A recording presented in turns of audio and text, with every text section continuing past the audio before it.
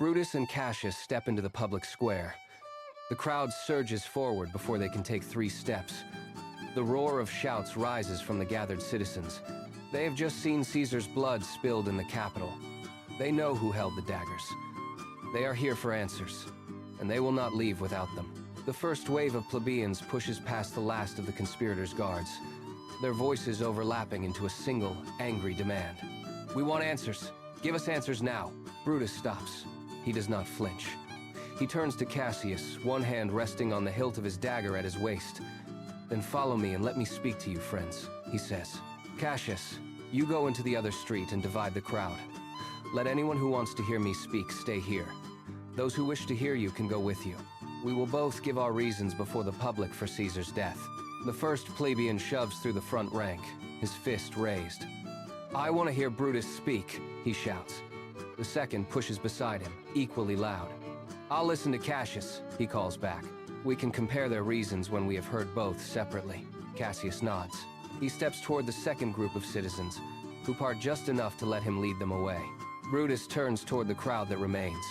He walks forward to the speaker's platform at the center of the square. The crowd falls silent. Not a complete silence, a held breath, tight with anger and expectation. They wait to hear what he will say. "Be patient until I have finished. Romans, fellow citizens, and friends. Listen to me explain my reasons, and be silent so that you can hear. Believe me on my honor, and respect that honor so that you will believe me. Judge me with appropriate wisdom, and awake your senses so that you can judge me more accurately. If among this assembly there is any dear friend of Caesar's, I say to him that my love for Caesar is no less than his own. If that friend then demands why I rose up against Caesar, this is my answer. It is not that I loved Caesar less, but that I loved Rome more.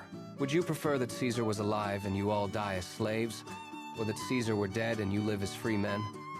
Caesar loved me, so I weep for him. Caesar had good fortune, so I celebrated it. Caesar was valiant, so I honored him. But Caesar was also ambitious, so I killed him. Here are tears for his love, celebration for his good fortune, honor for his valor, and death for his ambition. Who here is so lowly that he would willingly be a slave? If any, let him speak, for I have offended him. Who here is so barbaric he doesn't want to be a Roman? If any, let him speak, for I have offended him. Who here is so vile that he doesn't love his country? If any, let him speak, for I have offended him. I'll pause for a response. No voice rises from the crowd. All call out in unison. None, Brutus, none. Brutus nods. Then, I have not offended any of you, he says. I have done no more to Caesar than you would do to me. His death has been recorded in the Capitol. Brutus exits the platform, leaving the crowd roaring his name. The plebeians fall silent when Antony steps forward to the edge. You gentle Romans, he begins. The crowd calls for quiet, pressing forward to hear. Friends, Romans, countrymen, give me your attention. I have come to bury Caesar, not to praise him. The bad things men do live on after their deaths, but the good things are often buried with their bones. Let that be the case with Caesar. Noble Brutus told you Caesar was ambitious. If that were true, it was a grave fault, and Caesar has gravely paid for it. With Brutus's permission, for Brutus is an honorable man. They all are honorable men. I come to speak at Caesar's funeral. Caesar was my friend, faithful and just to me. But Brutus says he was ambitious, and Brutus is an honorable man. He brought many captives home to Rome whose ransoms enriched the public treasury. Did this seem like ambition in Caesar? When the poor would cry, Caesar would weep. Ambition should be made of sterner stuff than that. Yet Brutus says he was ambitious, and Brutus is an honorable man. You all saw that during the feast of Lupercal I presented him with a kingly crown 3 times, which he refused 3 times. Was that ambition? Yet Brutus says he was ambitious, and he is surely an honorable man. I am not speaking to disprove what Brutus spoke. I am just here to speak what I know.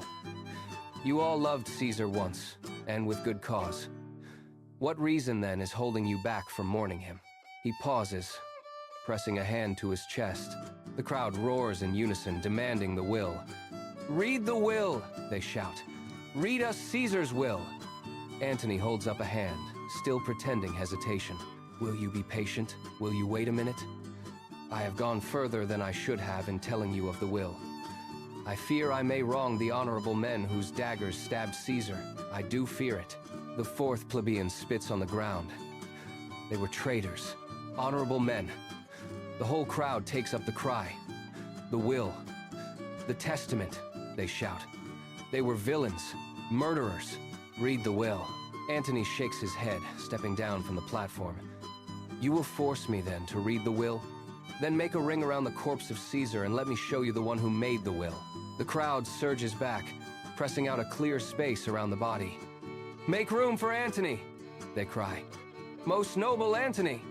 Antony walks slowly to the hearse, holding the sealed parchment aloft.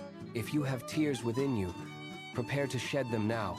He breaks the seal and unfolds the will, his voice rising to carry over the crowd. Here is the will, sealed with Caesar's own hand. To every single citizen of Rome, Caesar leaves 75 silver drachmas to each man.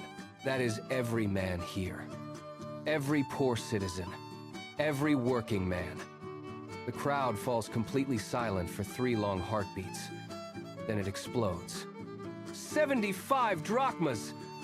Caesar gave us gold! To each man, Antony waits for the roar to fade, then lifts his voice again. And beyond that, Caesar leaves all his private gardens, his orchards, and his walking parks on this side of the Tiber River to the people of Rome, forever. The crowd surges away toward the city gates, shouting for revenge. Dust hangs thick in the emptying square. Distant cries echo off the stone buildings as the rioters spread through the streets. A single messenger, breathless from running, pushes past the last stragglers toward Antony. His shoulders heave with every gasp.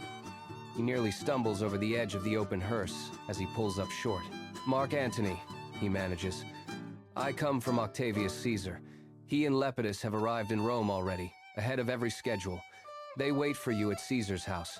Antony nods, glancing toward the gate where the last of the crowd has vanished. Good, he says. I will come at once.